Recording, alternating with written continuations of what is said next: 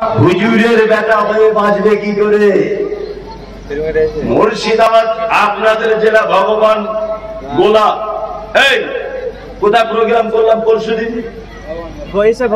ভগবানগুলা কোথায়? চর বাবুপুর। আমি নিজে দেখে আসার কথা, এরা সবাই সাক্ষী আছে। চর বাবুপুরে রোডের ধারে ভগবানগোলা থেকে ছেড়ে যেতে চর বাবুপুরে রাস্তার ধারে একটা মাজার করা আছে। আমি তো ছোট থেকে খুব ছনছনে ছেলে আর কি, চটপটে, আমি ওই ভিজে বিড়াল হয়ে থাকতে পারি না, যেখানে সেখানে মুখ ফাট্টা করে কিছু না কিছু বলে দিই। আমি আমার গাড়ি নিয়ে যাচ্ছি, তো দুটো টোটো গাড়ি এমন করে লেগেছে, আর সব দুটো টোটো গাড়িতে মোটামুটি 8-10 জন মেয়ে বসে আছে। আমি বললাম, টোটোগুলো যখন লেগে গেল, সাইড হচ্ছে না 2-4 মিনিট, আমি গাড়ি থেকে নেমে গিয়ে বলছি, খালা এত জাম করলে হবে? মিষ্টি করি বলছি। ওর মধ্যে একজন বলছে, ঘুমটা দিচ্ছে, বলছে না মমতাজির বলবি রে, চিনতে পারছি না, মোবাইলে যাতে দেখিস। কি লো, কার সামনে দেখা হলো বলছে। আবার আরেকজন বলছে, যাক মোবাইলে দেখে আজকে তো দেখা হয়েই গেল। আজকে খালা ঠিক বলেছ, তোমার কপাল ভালো। কি ব্যাপার এইখানে? যে মুখ চিলকাচ্ছে, লজ্জায় বলছে না। আমি বুঝতে পারলাম ওর ভিতরে আমাদের কিছু আহলে হাদিস ঘরের মেয়ে আছে। এটা আমার একটা ধারণা হলো, যদিও ধারণাটা মিথ্যা। আল্লাহ কোরআন বলছে, ইজতানিবু কাসীরাম মিনাজ জান্নি ইন্না বাযাজ জান্নি ইসমুন। ধারণাটা মহাপাপ। তবু আমি ধারণা নয়, আমার মনে মনে একটা ভাবনা হলো যে এরা নয় হানাফি ঘরের বৌমা হয়েছে বেদাতীদের, আর না হলে আহলে হাদিস সঠিক আকীদার বাড়ির মেয়ে বেদাতি ঘরে ঢুকেছে, কিছু একটা হবে। খালা কি ব্যাপার এইখানে? কিছু ব্যাপার কি? ওটা আমাদের ইমাম সাহেব ঈদের দিনের খোদবা দিতে গিয়ে বলেছে, আমাদের পুরুষ মানুষেরা ঘরে এসে বলেছে যে এখানে নাকি একটা মাজার আছে, এই মাজারে পর পর 4টে জুম্মাতে যদি আসা যায় তাহলে নাকি কবরে আর হিসাব পায় না। বলছে তাহলে তো অন্য কিছু করার দরকার নেই গো খালা, তাহলে আমিও সাইডে গাড়ি বাঁধি, আমিও লেগে যাই। তাহলে ওখানে লেখা আছে, আপনি গিয়ে দেখে আসবেন। আমি মিথ্যা বলছি কিনা, গিয়ে দেখে আসবেন। যেটা এটা বলে দিচ্ছে আপনাকে, লালগোলা বা ভগবানগোলা থেকে বার হয়ে যে রোডটা যাচ্ছে চর বাবুপুর, ওই রোডে ওখানে লেখা আছে, এখানে জানাজার মাটি দিতে গেলে, মাইয়েতের মাটি দিতে গেলে 16,000 টাকা দিতে হয়। তাই বললাম 16,000 টাকা দিতে হয়, কারণ কি? বলছি এই যে কবরস্থানে একটা পীর সাহেব শুয়ে আছে, এই জায়গাতে যে লোকগুলি শুয়ে থাকবে তারা জান্নাতের সার্টিফিকেট পেয়ে যাবে। কঠিন ব্যাপার। নবীর চাচা সারা জীবন নবীকে খিদমত করার পরেও ঈমান আনতে পারেনি বলে জাহান্নাম চলে যাবে। নবী নিজের জবানে কথা বলছেন, আর এ বলছে এইখানে নাকি মাটি দিলে নাকি কবরের আযাব হয় না, জান্নাতের সার্টিফিকেট পাওয়া যায়। আশ্চর্য ব্যাপার। আসলে হুজুরি কিয়ামতের মাঠে কি অবস্থায় থাকবে তা আল্লাহ ছাড়া কেউ জানে না। আমার মাঝে সাঝে মনে হয় যে কবর থেকে যদি কোনো মানুষকে আল্লাহ রিটার্ন করতো তাহলে ভালো হতো, বুঝলেন, একটু দেখিয়ে দেওয়া যেত।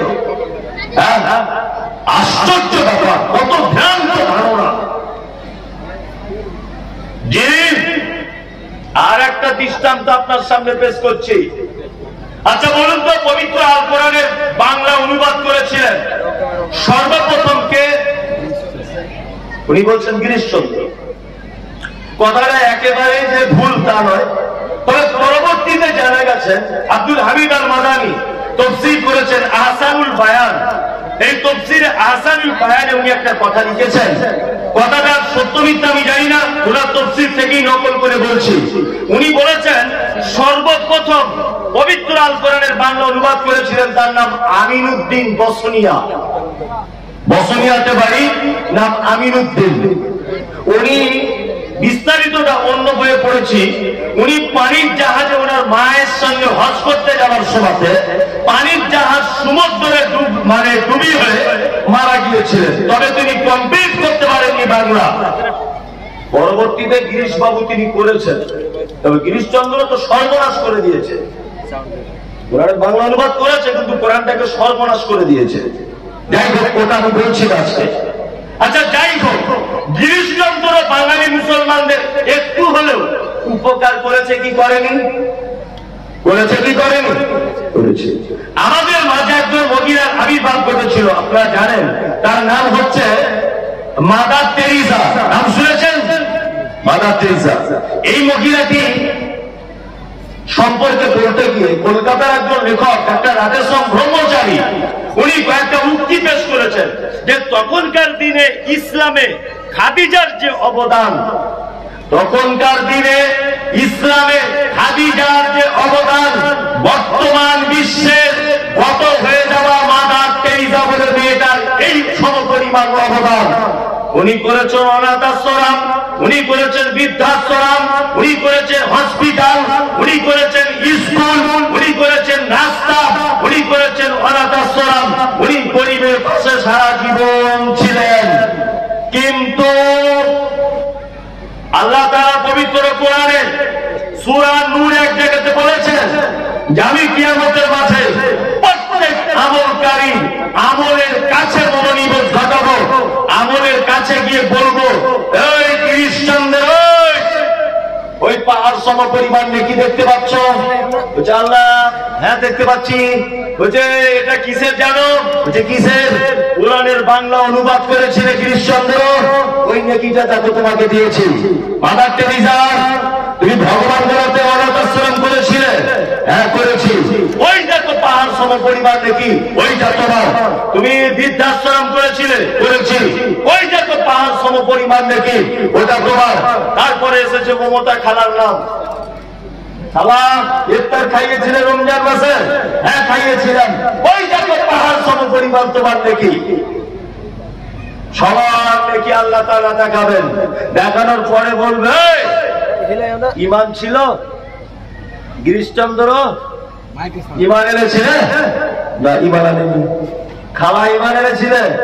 না আমি তো ইমান আনার টাইম ছিল না, ধর্মচর্চার উৎসব সবার সারা জীবনে সোলবানি দিয়েছি, আমার তো টাইমই ছিল না কলেমা পড়া। মাদার তেরেসা, আমি তো সারা জীবন জনগণের সেবা করতে করতেই চলে গেল, আমার তো ইমান আনা হয়নি। কোরআনের শব্দ এসেছে হাওয়া মানসুরা, সমস্ত ভালো কাজের নেকিগুলিকে আল্লাহ তাআলা ধুলোর ন্যায় ধূলিসাৎ করে দিবেন। তার মানে বোঝা গেল ঈমানের অবস্থাতে কোন মানুষ যদি ভালো কাজ না করে, তার ভালো কাজ আল্লাহর দরবারে 10 পয়সাও দাম নাই। আছে? নাই। ঈমান কত কিমতি জিনিস, এবার আপনি দেখুন। আর একটা উদাহরণ আপনাকে পেশ করি। আমাদের মাঝে একজন নবী এসেছিলেন, তার নাম নূহ আলাইহিস সালাম। নাম শুনেছেন তো? নূহ আলাইহিস সালাম একটা নবী এসেছিলেন। এই নবীটা সম্পর্কে কোরআনে একটা আজীব শব্দ ব্যবহার করা হয়েছে, লাইলাম ওয়া নাহারা, মানে রাত এবং দিন অবিরত 950 বছর তিনি ইসলামের দাওয়াত দিয়েছেন। 4 বেটা নবী নূহের কয়টা? 4। একটার নাম হাম, একটার নাম শাম, একটার নাম ইয়াফাজ, একটার নাম কেনান। 4টে বেটা, হাম শাম ইয়াফাজ আর কেনান, 4 বেটা। নবী নূহ আল্লাহকে বলছেন, আল্লাহ আমার শিরার উপশিরার তেজ কমে গেছে, হাঁটুতে শক্তি নাই, জবানে লোকনাথ পয়দা হয়েছে, মানে তোতলাপন ভাব চলে এসেছে। আল্লাহ তোমার এই বিশাল তৌহিদি দায়িত্বটা আমাকে অব্যাহতি জানালে হয় না? আল্লাহ তাআলা বলছেন, নূহ এক কাজ করো, তুমি আরেকবার মানুষদেরকে বলো, তারা যদি ঈমান আনে তো ভালো, আর না তো এটা বলে দাও আমার আযাব আসছে উপর থেকে। নবী নূহ আলাইহিস সালাম মানুষদেরকে ডেকে বলছে, তোমরা কি ঈমান আনবে? তোমরা ঈমান আনবে? घर में आग लगी है घर ही की चिराग से, আপনার বাড়িতে যদি আগুন লাগে, এই আগুন আমি মমতাজুল ইসলাম কলকাতা থেকে এসে আগুন লাগাতে আসবো না।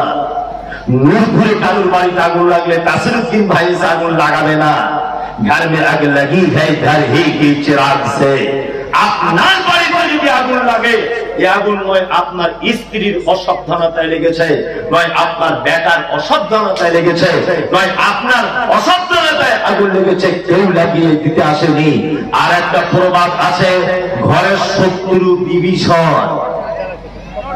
কিছু কিছু মানুষ ঈমান এনেছে, 40-50-60 জন মানুষ, নিজের আপন ছোট বেটা, তার নাম কেনান। কেনান তার বেটা নুহুকে বলছে, কি ফটর ফটর করে আজে বাজে বকছো, আজাব টাজাব সব বিশ্বাস করি না, তোমাকে নবী বলে মানি না, আর আল্লাহকে স্রষ্টা রব বলে মানি না। নিজের আপন বেটা, নবীর বেটা বলছেন মানি না। নূহ আলাইহিস সালামকে আল্লাহ বলছে, এক কাজ করো, আযাবের নিদর্শনাবলী তাদেরকে বলে দাও, আর তুমি নিজে একটা নৌকা বানাও, প্রত্যেক প্রাণীদের জোড়ায় জোড়ায় নৌকায় তুলে নাও, যারা ঈমান এনেছে তাদেরকেও তুলে নাও। আর ওদের আযাবের একটা নমুনা বলো, আযাবটা হবে পানি দিয়ে। মেয়েরা যখন চুলা থেকে রান্না করবে, আগুন পুড়ে দেখবে পানি বার হয়ে যাচ্ছে, এটা আমার আযাব। নূহ আলাইহিস সালাম নৌকা তৈরি করে, বিস্তারিত ঘটনা বলছি না, নৌকা তৈরি করলে সবাইকে তুলে নিলেন। যাই হোক, আযাব শুরু হয়েছে, চুলে থেকে পানি উঠছে। মেয়েরা ছেলেরা বলে বলে নূহকে এসে বলছে, নূহ কি জাদু করিলা, যে চুলোর ভিতর থেকে আগুন পানি উঠছে। নূহ বলছে, আযাব সবে শুরু হয়েছে, এখনো বলছি ঈমান আনলো তা নয়। বেটা, ছোট বেটা কেনান বলছে, আব্বা তোমাকে নবী বলে মানি না, তোমার আল্লাহকে আল্লাহ বলে মানি না। তোমার আল্লাহ এত দামি, তোমার আল্লাহ এত বড়, কিন্তু তোমার আল্লাহর এত পাওয়ারফুল, এত ক্ষমতা, কিন্তু তোমার আল্লাহ তো দেখছি 10 পয়সা দাম নাই। তোমার আল্লাহ সামান্য পানি চুলের ভিতর থেকে বার করে মানুষকে কেমন করে মারবে, এটা তো আশ্চর্য ব্যাপার। আযাব আমরা বিশ্বাস করি, এটা আবার আযাব হয়। পানি আস্তে আস্তে করে বাড়ছে, এক হাঁটু হলো, এক গলা হলো, সবই হলো, বেটা হাবুডুবু খাচ্ছে। তখন নূহ বলছে, বেটা আযাব বিশ্বাস হচ্ছে তো, আযাব বিশ্বাস করছো? তখন বেটা আবার বলছে, তোমার আল্লাহর এই পাওয়ার আছে যে যদি পাহাড়ে পানি লাগিয়ে দিবে? তোমার আল্লাহর ক্ষমতা আছে যদি পাহাড়ে লাগাবে? আল্লাহ বলছে, তাহলে আমাকে তো চিনিস না, তোর 12টা বাজাবো। যদি পাহাড়ে উঠেছে কে? কেনান, নিজের ছোট বেটা। আল্লাহ বলছে, যদি পাহাড় পানি ওভারটেক করে দিব, নূহ খাবিও না। যদি পাহাড়ে পানি ওভারটেক করছে, তখন নূহ আলাইহিস সালাম নৌকা নিয়ে, নিজের কিস্তি নিয়ে বেটার চারিদিকে ঘুরছেন। বেটার চারিদিকে ঘুরছেন, আল্লাহকে আফসোস করে বলছেন, দুঃখ করে বলছেন, ইন্নাহু লিআহলিহি, আল্লাহ নিশ্চয়ই এটা আমার পরিবারের একজন। এতজন মারা গেল, কোন দুঃখ হয়নি। এত মানুষকে তুমি মেরে দিলে, কোন কষ্ট পাইনি। কিন্তু আমার নৌকা থাকা সত্ত্বেও আমার বেটা হাবুডুবু খাচ্ছে, মারা যাচ্ছে। যদিও বেটা তো দরদ হবেই, যত বড়ই বেঈমান হোক। আপনার বেটা যদি মার্ডার করে, আপনার বেটা যদি চুরি যদি করে, পুলিশ যদি ধরতে আসে, আপনি সব সময় আপনার বেটা সাপোর্ট করবেন, করবেন না? যে আমার বেটা নির্দোষ, আমার বেটা নির্দোষ।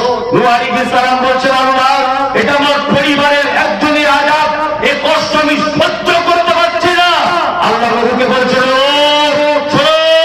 তুমি নবী, তোমাকে আমি চরম ভালোবাসি, তবে এই জায়গাতে তোমার সঙ্গে আমি আপোষ করব না। তোমার বেটা ঈমান আননি, নৌকায় তুলতে পাবে না। বোঝা গেল, ঈমান যদি না থাকে, কত নবী বেটা হয়ে বাঁচা যাবে না। আল্লাহ তাআলা বলছেন, ইল্লাল্লাযীনা আমানু ওয়া আমিলুস সালিহাত। জাহান্নাম থেকে বাঁচবে কারা? যাদের ঈমান থাকবে মজবুত, সালিহাত, যারা ভালো কাজ করবে। যারা কি করবে? ভালো কাজ যারা করবে। আল্লাহ তাআলা বলছেন, ওরা কখনোই জাহান্নাম যাবে না। আচ্ছা, এবারে দুটো একটা ভালো কাজ যদি বলে দিই, কারা কারা মানবেন? হাত তুলুন, হাত তুলুন। আমি এতক্ষণ বলছি একা একা, আপনি শুধু হাতটা তুলে একটু আমাকে উৎসাহ করতে পারবেন না? মাশাআল্লাহ, আলহামদুলিল্লাহ, গ্রামের লোক ভালো। কথা যদি একটু কড়াকড়ি হয়, চলবে চলবে চলবে। আচ্ছা আচ্ছা, মাইকের সামনে হচ্ছে না আমার মাইক ওলার দোষ। শুধু এইভাবে একবার মুখ করে বলা যাবে? আমাকে একটু লড়চড়া করতে হবে। আর এমনি লম্বা লোক আমার কোমরে লাগে, চেয়ারে বসে থাকতে পারি না অনেকক্ষণ ধরে। এরপরে মনে হয় দাঁড়িয়ে দাঁড়িয়ে বক্তব্য দিতে হবে। তবে আমি দাঁড়িয়ে দাঁড়িয়ে দিব আগামী দিন থেকে ইনশাল্লাহ। কারণ আমি তো সুর টুর করে আস্তে আস্তে ছেড়ে দিচ্ছি। কারণ সুরে মানুষের মন গলে যায়, হয়তো কাজ হয় না, বুঝলেন তো? কাজ হয় না। আর আমি মানে একটা জিনিস খুব ভালো করে শিখে গেছি, মানে নিজের দিক দিয়ে নিজে নিজে ছোট বেড়ে নিয়ে গবেষণা করে দেখেছি। গবেষণা দেখি যে পৃথিবীর কোন শিক্ষা ব্যবস্থা শুরু করে হয় না। হয় আপনার স্কুলে হেডমাস্টার কোনদিন এরকম করে পড়ায়, অজগর আসছে তেরে আয় আমটি খাবো পেড়ে, এরকম করে বলে?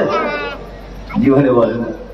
ও সোজা সোজা করে বলে অজগর আসছে তেরে অসবি ইঁদুর ছাড়া ভয়ে মরে, স্পষ্ট ভাবে বলে। দিদিমণিরা কিছু স্কুলে বলে A for apple, B for ball, C for cat, এরকম করে বলে। সব শিক্ষা ব্যবস্থা কাটা কাটা করে। আপনার সঙ্গে আমার দেখা হলো, আপনি আমাকে এরকম করে বলেন আসসালামু আলাইকুম মাওলানা মুমতাজুল ইসলাম, আপনি কেমন আছেন? এরকম করে কেউ বলে? এই জলসা থেকে বাড়ি গেলেন, আপনার বউকে বলবেন যে ইনশাআল্লাহ বসে যান বসে যান, যে আপনি এইরকম করে বলেন? কি করে?